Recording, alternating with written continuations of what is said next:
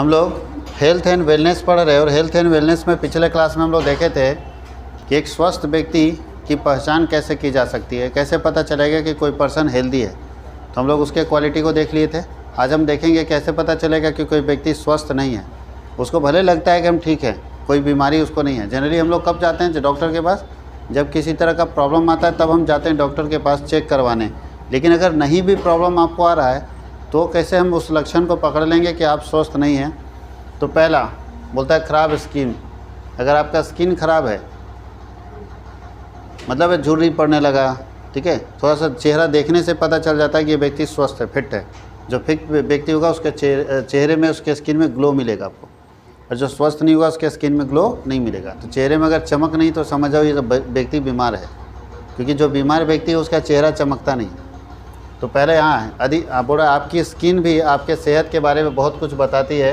मुहासे की समस्या को ख़राब लाइफस्टाइल और हाइजीन, नींद, पाचन और खान पान से जुड़ा माना जाता है। थोड़ा अच्छे समझना सब लोग। बहुत ज़्यादा अगर पिंपल्स निकल रहा है, मुहासे आ रहे हैं, कहीं दाग धब्बा निकल रहा है चेहरे पे, तो समझ जाना सब चेक कर रहा है कि मेरा निकल रहा है कि नहीं निकल रहा है। तो समझ जाना कि आपका लाइफस्टाइल ख़राब है, मतलब आपको बीमारी नहीं है लेकिन ये सब से आप ग्रस्त हैं। पहला हाइजीन, पाचन शक्ति में कहीं ना कहीं प्रॉब्लम है, या तो नींद आप प्रॉपर नहीं ले रहे हैं। बात समझ गए? मतलब खान पान में दिक्कत है, नींद सही से नहीं ले रहे हैं, खान पान में अगर कुछ ख़राब चीज़ खा रहे हैं। अब जो रियल फैक्ट होना चाहिए, जो रियल खाना होना चाहिए वो छोड़ के चाइनीज़ खाइए ज़्यादा। देखिए तो देखना जितने बड़े शहरों के लोग होते हैं उनके स्किन गांव वाले के कंपैरिजन में ज़्यादा ख़राब होता है। एक तो ज़्यादा कॉस्मेटिक यूज़ करते हैं उसके कारण भी होता है, और उनके खान पान के कारण, लाइफस्टाइल के कारण ज़्यादा होता है। गांव के लोगों का जो चेहरा एकदम स्मूथ रहेगा, क्योंकि उनका खान पान बेचारा एकदम पक्का देसी होता है। तो देसी खान पान वाले लोग एकदम, है ना, स्मूथ चेहरा रखेंगे। और जितना चाइनीज़ और जंक फूड खाओगे उतना ही चेहरा ख़राब होता जाएगा, उतने ही बीमार पड़ते जाएंगे। दूसरा क्या लिखा है? इन लक्षणों की पहचान कर अपनी लाइफस्टाइल और खान पान में सुधार करें। अगर आपके अंदर ये लक्षण पाए जा रहे हैं तो आप सुधार कर सकते हैं, नहीं तो स्थिति बदतर होती चली जाएगी। उसके आगे है आँखों का साफ़ ना होना। अगर अगर आपका चमकीला नहीं है, एकदम साफ़ नहीं है, बोलता है आँखों में चमक ना होना भी कई बातों की तरफ इशारा करता है। हेल्थ एक्सपर्ट का कहना है कि आँखों के ऊतकों का सफ़ेद होना स्वस्थ आँखों की निशानी है। जो अंदर के कंपोनेंट है वो अगर वाइट है तो समझो फिट है, और पीलापन है या कुछ दूसरे कलर का आ गया तो समझो कहीं ना कहीं उस स्वास्थ्य उसका ठीक नहीं है, समस्या है। उसके आगे लिखा है अगर आपकी आँखें पीली रहती है तो ये गॉल ब्लैडर या लीवर या प्रक्रियांश की समस्या से जुड़ा हो सकता है। आप चेक करा लो कहीं लीवर में कमी तो नहीं है, कहीं लीवर की समस्या तो नहीं है अगर पीला है तो। वही आँखों का लाल होना भी खराब सेहत का संकेत देता है, जैसे कि नींद पूरी ना हो रहा है, या तो आँखों पर बहुत ज़्यादा दबाव पड़ रहा है, लगातार पढ़ रहे हैं आप लगातार, या तो कंप्यूटर के ऊपर लगातार बैठे हैं, मोबाइल में घुस गए एकदम पागल की तरह, तो आँख लाल हो जाता है। ये सब भी आपके स्वास्थ्य की निशानी है। अच्छे स्वास्थ्य के लिए आपकी आंखों का साफ़ होना ज़रूरी है, सफ़ेद होना ज़रूरी है। तो प्रॉपर नींद लीजिए 6 घंटे की, और सिस्टम के साथ ज़्यादा जुड़े नहीं रहना है, कंप्यूटर से थोड़ा दूरी बनाना है। ये एक अच्छे स्वास्थ्य के लिए ज़रूरी है। आगे लिखा है कि नाखून का रंग और बनावट भी पता देता है कि आप स्वस्थ हैं कि नहीं हैं। चेक करते रहिएगा घर में जाके। आगे क्या लिखा है कि नाखूनों के आकार, बनावट और रंग से भी सेहत के बारे में पता लगाया जा सकता है। नाखून अगर पीला है तो बोलता है नाखूनों का पीला होना बताता है कि आपके शरीर में सही ब्लड सर्कुलेशन नहीं हो रहा है। अगर नाखून आपके पीले हैं तो समझ आना ब्लड सर्कुलेशन में कहीं प्रॉब्लम है। तो कल से लगता है डॉक्टर का इनकम बढ़ने वाला है, सब चेक करेगा। और फ्लूइड की मात्रा ज़्यादा नहीं बन रही है, जो फ्लूइड ज़्यादा बनना चाहिए वो नहीं बन रहा है। ये एक कंपोनेंट होता है जो पता चलता है। आगे बोलता है हालांकि कुछ मामलों में यह स्मोकिंग और ख़राब नेल पॉलिश की वजह से भी हो सकता है। कोई आदमी स्मोकिंग कर रहा है या नेल पॉलिश ख़राब लगा है, उसके कारण भी नाखून का कलर चेंज हो सकता है। अगर आपके नाखून सही तरीके से नहीं बढ़ते हैं, प्रॉपर तरीके से डेवलप नहीं हो रहा है, तो आप में न्यूट्रिशन की कमी हो सकती है। यानी आपके पास जो न्यूट्रिशन है, प्रोटीन, विटामिन, ये सब में कहीं ना कहीं किसी चीज़ की कमी है, जिसके कारण वो प्रॉपर तरीके से डेवलप नहीं हो रहे हैं। बात समझ गए? ये सब आपको पढ़ना है सर स्वास्थ्य के बारे में। अब बताइए अगर एक स्टूडेंट इतना सारा चीज़ जानेगा तो उसका स्वास्थ्य अच्छा होगा कि नहीं? और स्वास्थ्य अच्छा होगा तो सब अच्छा है। जिसका दिमाग स्वस्थ है वो सब स्वस्थ है, और दिमाग से जो लाचार लोग हैं वो हर जगह लाचार हैं। आगे क्या लिखा है? खर्राटे लेना। बोलता है ज़ोर ज़ोर से खर्राटे लेना भी किसी बीमारी का संकेत हो सकता है। जो खर्राटे मारने वाले लोग होते हैं वो भी किसी बीमारी से ग्रसित हो सकते हैं, उनको क्या क्या मिलता है, कौन बीमारी हो सकता है, स्लीप एपीनिया, मोटापा, दिल से जुड़ी बीमारी या स्ट्रोक जैसे हेल्थ कंडीशन की वजह से वो लोग खराटे ज़्यादा मारते हैं। तो खराटे मारना भी ठीक बात नहीं है। अगर आप खराटे ज़्यादा मारते हैं तो कहीं ना कहीं मोटापा हो सकता है। मोटापा देखिएगा, मोटे लोग ज़्यादा खराटे लेते हैं। मोटापा एक दिल से जुड़ी बीमारी अगर है तो खराटा ज़्यादा लेगा। ये सारी हम लोग देख रहे हैं बीमारियों के बारे में। तो खराटा लेना भी अच्छा संकेत हेल्थ के लिए नहीं माना जाता, स्वास्थ्य के लिए नहीं माना जाता। आगे क्या है, ज़्यादातर लोग खराटों को आम लक्षण समझकर नज़रअंदाज कर देते हैं। लगता है कि अरे ये तो नॉर्मल चीज़ है, सब मारता है, लेकिन नहीं।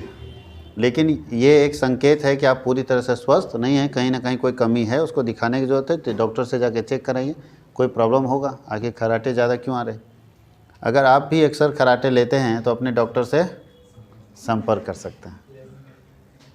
तब हम लोग को डॉक्टर का भी नंबर रखना होगा, जिसके पास कमी है ना, खराटा है भैया।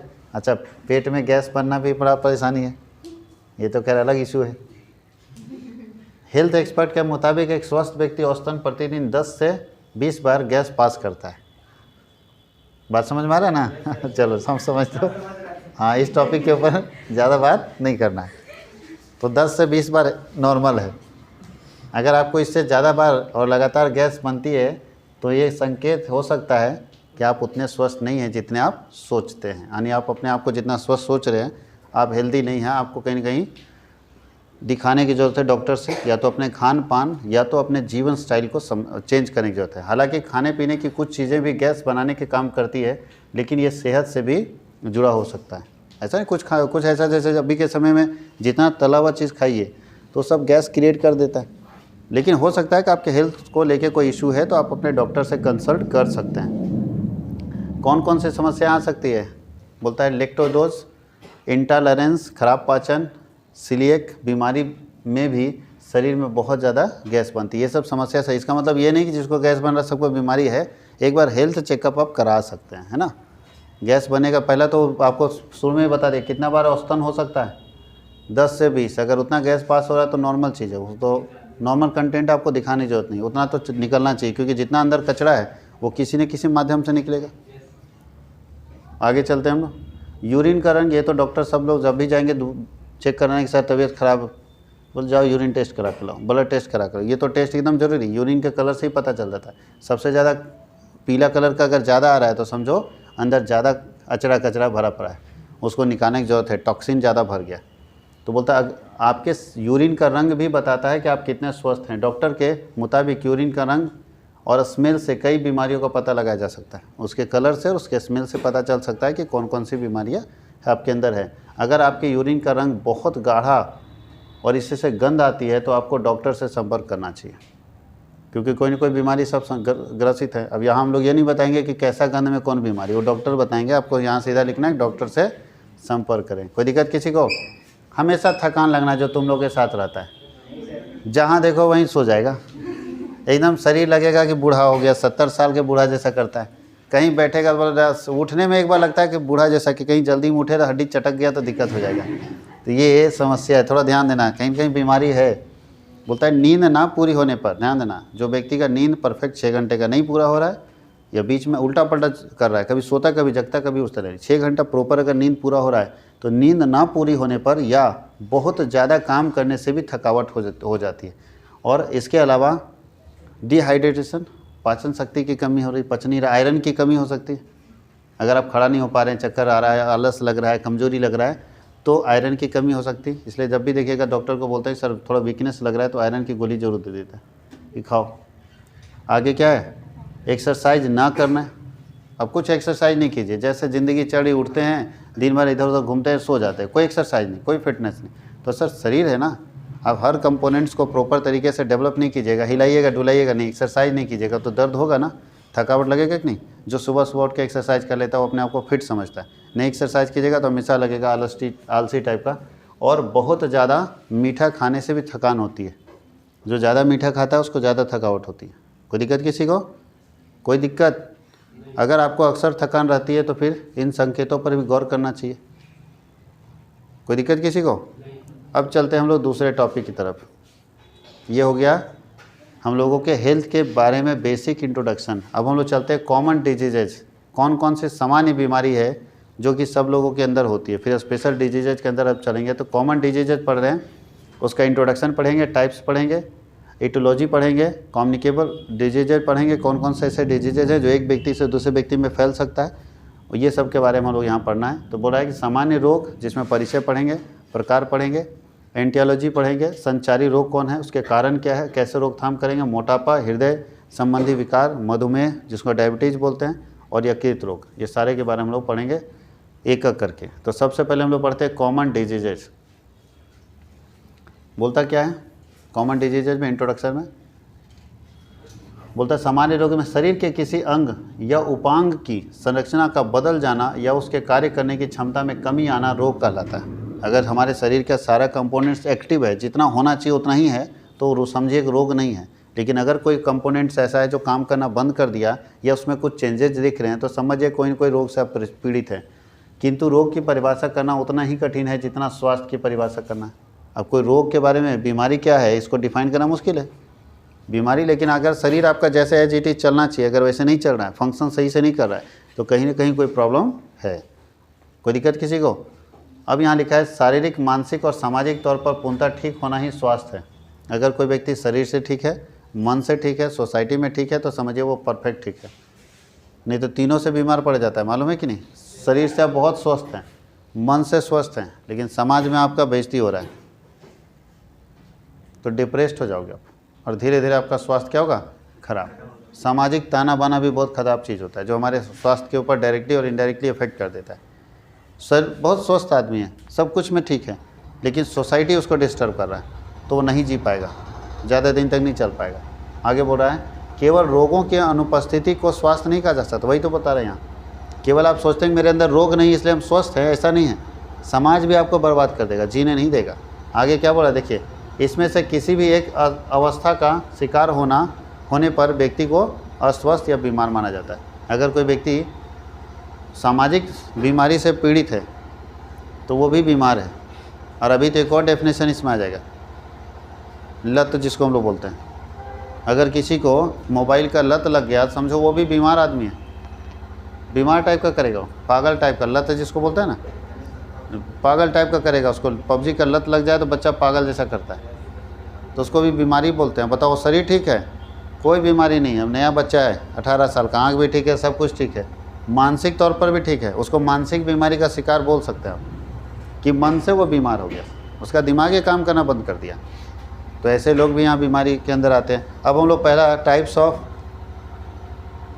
अब बताओ सबसे पहले टाइप्स एटियोलॉजी पढ़ रहे हैं कि क्या क्या एटियोलॉजी होता है। तो क्या लिखा है, यदि आप अपने मित्र की लगातार हिचकी के कारण का पता लगाते हैं तो वह अविश्वसनीय रूप से आभारी होगी, क्योंकि एटियोलॉजी का अर्थ होता है बीमारी या स्थिति का कारण। एटियोलॉजी का मतलब क्या होता है, बीमारी और स्थिति का कारण। क्या बीमारी है और क्या सिचुएशन है, क्या उसके एक्टिविटीज़ हम पकड़ पाएंगे कि बीमारी उसके पास है कि नहीं। तो पहला है डाइजेस्टिव सिस्टम का अगर बीमारी है किसी को, पाचन तंत्र का रोग अगर किसी को है, तो क्या क्या बीमारी आएगा ध्यान दीजिएगा। उससे पहला भूख ना लगना। अब पाचन तंत्र का समस्या है, पच ही नहीं रखाना उसका, तो उसको भूख नहीं लगेगा, इंटरेस्ट नहीं जगेगा खाने में। दूसरा क्या है, भोजन करने की इच्छा ना होना। ध्यान दीजिए, भूख नहीं लगना उसको हम लोग क्या बोलते हैं, डायपेसिया बोलते हैं। डिपेसिया का मतलब क्या होता है, भूख ना लगना। डॉक्टर के लैंग्वेज में उसको डिपेसिया बोलते हैं, हम लोग अपने देहाती लैंग्वेज में बोलते हैं भूख ही नहीं लग रहा है। लेकिन अगर मेडिकल टर्म में उस बात को बोला जाए तो क्या बोल सकते हैं, डिपेसिया। दूसरा क्या है, एनोरेक्सिया बोला जाता है कि भोजन करने की इच्छा ही नहीं होना, उसको मन ही नहीं कर रहा है। हम लोगों के साथ कभी हो जाता है कि खाना थोड़ा ज़्यादा खा लिए, है ना, मतलब मजबूत डाइट ले लिए, तो पचाने में टाइम लगेगा ना, तो लगता है कि अभी इच्छा नहीं है, अभी खाने का मन करना नहीं कर रहा है। दूसरा एक भूख ही नहीं लगता है। और तीसरा एसिडिटी, तो आप लोग बहुत फेमस चीज़ है, ये तो जानते हैं। हाँ, एसिडिटी भी एक बड़ा समस्या है, वो भी हो सकता है। चौथा कॉन्स्टिपेशन, कब्ज हो सकता है। कॉन्स्टिपेशन समझते हैं, कब्ज। उसके बाद क्या है, प्लेटुलेंस हो सकता है, जिसको हम लोग आद्यमान बोलते हैं या पेट फूलना बोलते हैं। अब सीधा ये अगर यहाँ तक पहुँचे, उधर तक तो घर तक इलाज हो जाएगा। अगर ये हो गया तो सीधा हॉस्पिटल भर्ती हो गए, फिर हॉस्पिटल में डॉक्टर तुम्हारे पेट से गैस निकालेगा, फिर तुम आओगे भर्ती छूट के 3 दिन से हॉस्पिटल से कि क्या हो गया था, कि सर गैस इतना हो गया था कि पेट फूल गया। और पेट फूलने के कारण हॉस्पिटल में भर्ती होना पड़ा। बात समझ गए? हाँ या नहीं? ये भी एक समस्या हो सकता है। फिर डायरिया, पतले दस्त, ये भी यहाँ से पहुँच सकता है। अगर वो हद कंप्लीट नहीं हुआ तो धीरे धीरे आप इस तरफ जा सकते हैं। डायरिया आ सकता है जिसको पतले दस्त बोलते हैं हम लोग, समझते हैं, दस्त हो गया है। और क्या हो सकता है? स्प्रू हो सकता है जिसको संग्रहणी बोलते हैं। उसके बाद बोलता है डिसेंट्री, पेचिस हो सकता है। पेचिस समझते हैं ना? सब बीमारी सुने हैं आप लोग। आगे गैस ट्रबल, गैस की तकलीफ़ हो सकती है। और काली कपेन, पेट का दर्द हो सकता है। ये सारी बीमारियां इसके अंदर हो सकती हैं। अगर श्वसन तंत्र की बीमारी, सांस सही से नहीं ले रहे हैं तो क्या क्या समस्या आ सकती है बताइए? जो बड़े शहरों में होता है जहाँ सांस सही से नहीं ले पाता है, वहाँ पे क्या क्या समस्या आ सकती है? सूजन आ सकता है, सूजन, खांसी, जुकाम जिसको सर्दी बोलते हैं, फेफड़े का शोध हो सकता है, पसली में दर्द हो सकता है अगर सांस सही से नहीं लीजिएगा तो। ये सारी समस्याएं आएंगी। और उसके बाद दमा हो सकता है। सांस लेने में अगर दिक्कत हुआ सर तो ये सब समस्याएं आपके साथ आ जाएगी। ये सब बीमारी श्वसन से संबंधित है। तो प्रॉपर सांस लीजिए, तरीके से खींचिए पूरा हवा आराम से, कोई दिक्कत नहीं। इसके लिए ताज़ी हवा खींचना बहुत ज़रूरी है। और बड़े शहरों में जहाँ बहुत ज़्यादा पोल्यूशन होता है वहाँ इस तरह के बीमारी वाले लोग जल्दी चले जाते हैं। देखिएगा बड़े शहरों में जहाँ ज़्यादा पोल्यूटेड सिटी है वहाँ पर दमा वाले लोग बहुत मिलेगा, अस्थमा वाले। तुम लोग जानते हो अस्थमा? वो तुम लोग, हाँ, वो खांसी होता है जो शुरू होता है तो कोई उपाय नहीं, मरे बिना, तो उसमें मिलता है, सूंघ लो भैया ठीक हो जाओगे। तो ये जो खांसी वाली बीमारी है ना, ये छोटे शहरों में नहीं मिलेगा। देखिएगा बहुत कम आदमी आपको दिखेगा गांव तरफ ऐसा दमा वाला, क्योंकि खुला आसमान में अच्छे हवा में सांस ले रहा है, उसको दिक्कत नहीं, प्रॉपर ऑक्सीजन लेवल है उसका। और ऑक्सीजन लेवल जिसका कम होगा, किसका कम होगा? तो जिसको इस तरह की समस्या आएंगी। उसके बाद है नेत्र रोग। क्या है? नेत्र रोग, आई डिजीज है। अब आँख से संबंधित क्या है? तो बोलते हैं आँखों में कुछ पड़ जाना, आँख में वाले कुछ पड़ गया, डैमेज कर दिया। आँख दुखना, पपोटो की सूजन। अब आँख में कौन सा कंपोनेंट पपोटो कहलाता है पता नहीं।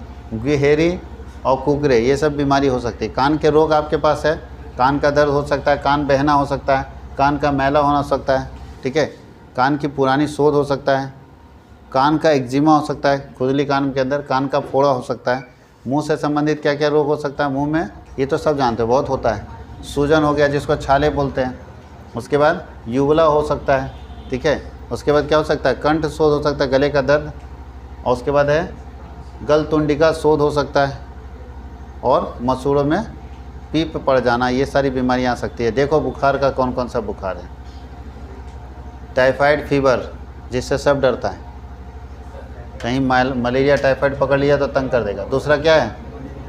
बुखार इतने ही तरह का होता है, ध्यान देना, बुखार इतने ही तरह का है। पहला होता है टाइफाइड, दूसरा क्या है? मलेरिया, तीसरा क्या है? पुलोपेरल फीवर बोलते हैं, प्रस्तुत ज्वर। उसके बाद होता है इन्फ्लुएंजा ज्वर, और होता है वायरल फीवर। वायरल फीवर मतलब तेज़ी से फैलने वाला, बहुत तेज़ी से कम्युनिकेटिव फीवर होता है। नहीं कहा जाता कि कभी मौसम बदलता है तो वायरल फीवर है, होता है ये सब। ये नॉर्मल फीवर है, बहुत ज़्यादा डैमेज नहीं किया। ये मलेरिया तो जान रहे हैं और टाइफाइड जान रहे हैं आप। ये सारी बीमारी बुखार के।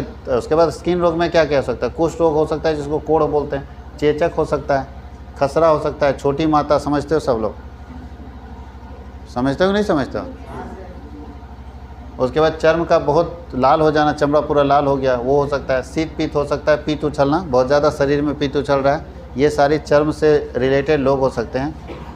ये इसके बारे में तो बताने की ज़रूरत नहीं है, ये सब जानते हो। सेक्सुअल डिजीज़ कौन कौन से होते हैं, और कम्युनिकेबल डिजीज़ कौन कौन से होते हैं। कौन कौन से ऐसे डिजीज़ हैं जो कम्युनिकेट हो सकते हैं, यानी एक व्यक्ति से के संपर्क में आने से आपके फैल सकते हैं। तो उसमें एग्जांपल है एड्स, मलेरिया, ये सब बीमारी आ सकती है। कोई दिक्कत किसी को?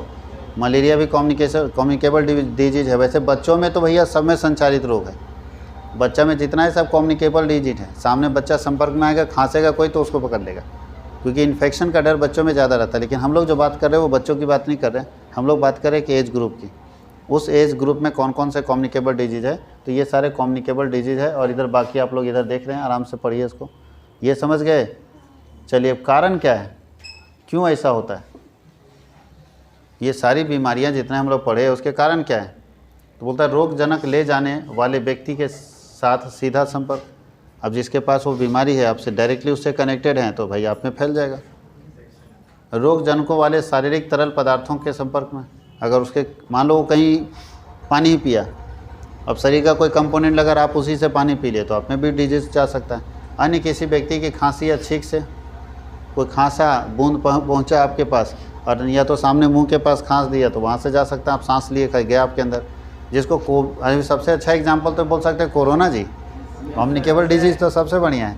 रोगजनक ले जाने वाले किसी जानवर या कीट से काट लेना। अब कुत्ता काट लिया तो कुत्ता वाला चला गया, या हो सकता है कि कोई कुत्ता ही था उसके अंदर खतरनाक डिजीज़ था, मतलब पूरा उसका पैर का पोर्शन जो ख़राब हो गया था और वो पूरा इन्फेक्शन हो गया था उसके अंदर, वो काट लिया। नॉर्मल कुत्ता काटा वहाँ तक तो ठीक है इंजेक्शन, और वो उसके अंदर ऑलरेडी डिजीज़ है, एक तो उसका जहर है और जहर के साथ उसको एक डिजीज़ हुआ है, पूरा इन्फेक्शन शरीर में फैल गया और वो काट लिया पागल होके। तब सर आप जाइएगा, कोई उपाय नहीं है, क्योंकि दो बीमारी आपको पकड़ लिया है।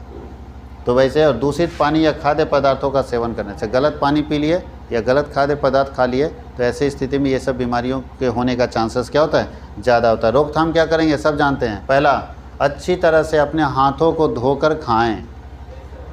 हाँ या नहीं, खाना खाने से पहले अच्छी तरह से अपने हाथों को धोना और नियमित रूप से धोना।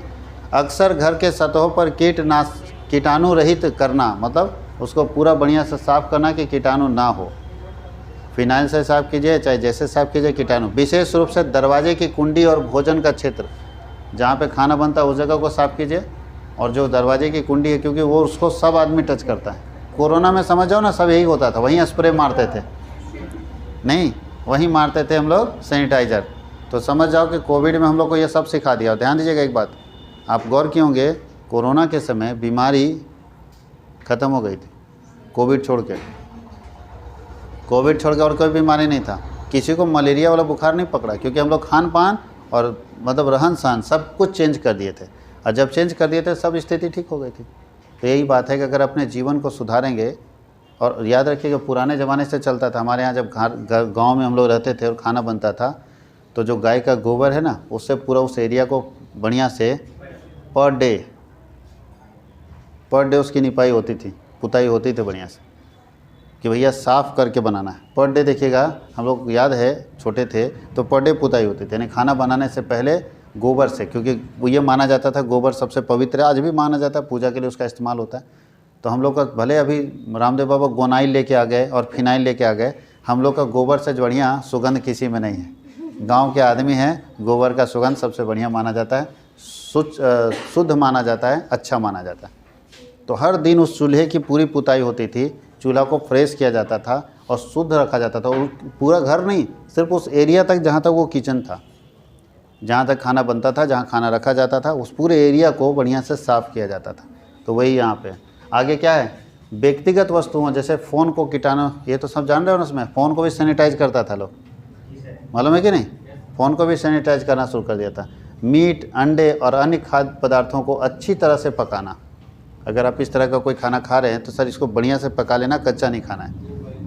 कुछ लोग तो कच्चा खा जाता है, बॉडी बनाने के चक्कर में कुछ भी बॉइल्ड, तो बॉइल्ड भी तो कम से कम बॉइल बढ़िया से होना चाहिए। भोजन तैयार करते समय और संभालते समय अच्छी स्वच्छता का अभ्यास करना, मतलब जब आप बना रहे हो और जब उसको रख रहे हो तो अच्छे से स्वास्थ्य के बारे में देखना, उसके स्वच्छता के बारे में, ठीक है। इसलिए देखिएगा बहुत साफ़ सफाई रखने की ज़रूरत है। बड़े होटल में क्या किया जाता है, साफ़ सफाई बहुत अच्छा हो, इसके लिए देखते हो लोग का टोपी, जो शेफ लोग रहता है पूरा बाल ढक, तो बाल छोटा रहेगा, दूसरा बाल ढक देगा टोपी से, और नहीं भैया तो पूरा ढक लीजिए अपना, कहीं ना बाल कुछ होना चाहिए ना कुछ, हाथ में भी ग्लव्स आपका होना चाहिए किसी तरह का, क्योंकि हाइजीन अगर खाना देना है कस्टमर को या हाइजीन खाना खुद खाना है तो उसके लिए आपको ये सारी सुविधाएँ अपने यहाँ रखनी होगी। उसके आगे क्या है, ख़राब खाना खाने से परहेज़ करना, कोशिश करना है कि ना खाएं, ख़राब हो गया तो। उसके नीचे जंगली जानवरों को छूने से बचना, कोशिश करना नहीं छुए, क्योंकि उनमें वायरस और वायरल जो फीवर्स होते हैं या वायरल जो इन्फेक्शन होते हैं वो ज़्यादा उनके अंदर रहता है। उसके आगे क्या है, उपलब्ध टीकाकरण प्राप्त करना। अगर लगता है कि कोई टीका हमको लेने की ज़रूरत है तो ले लीजिए आप बचपन में ही। जहाँ मलेरिया का खतरा हो वहाँ यात्रा करने से मलेरिया रोधी दवाएँ लेना।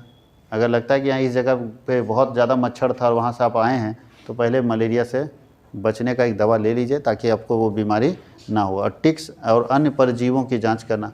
अगर आपके पास और कोई ऐसा है, आपके पास कोई जीव जैसे कुत्ता रखे हुए तो उसका चेक करो, उसका समय पर जो उसको इंजेक्शन मिलना चाहिए वो करो, नहीं तो पता चला उसको इंजेक्शन नहीं देंगे तो घर में किसी को भी इंजेक्शन लगाना पड़ेगा, तो उससे अच्छा उसी को लगा दिया जाए। अब मोटापा एक बड़ी बीमारी, ये तो खैर तुम लोग सब जानते हो, भारत में एक से एक है, वर्ल्ड रिकॉर्ड, इसमें दिक्कत नहीं है। इसका Guinness book of world record में इसमें नाम भारत का आएगा। अब जितना मोटा रहेगा उतना ही पेट पर हाथ फैलाते हुए चलेगा, अरे यार ज़िंदगी क्या है। तो चलते हैं देखते हैं, क्या मोटापा होना अच्छी बात है? मोटा होना इस बात का प्रूफ है कि आप खाने पीने में तंदुरुस्त हैं, खाए पिए घर के हैं? नहीं, इस बात का कभी प्रूफ नहीं, आप बीमार हैं। मोटापा एक बीमारी है। भले लोग बोल रहा है कि शरीर चढ़ रहा है, लग रहा है, उसमें भी घमंड करता है, ये नहीं बुरा मानता, बोलता है खा रहे हैं तब ना लग रहा है, किसी दूसरे खा रहे हैं।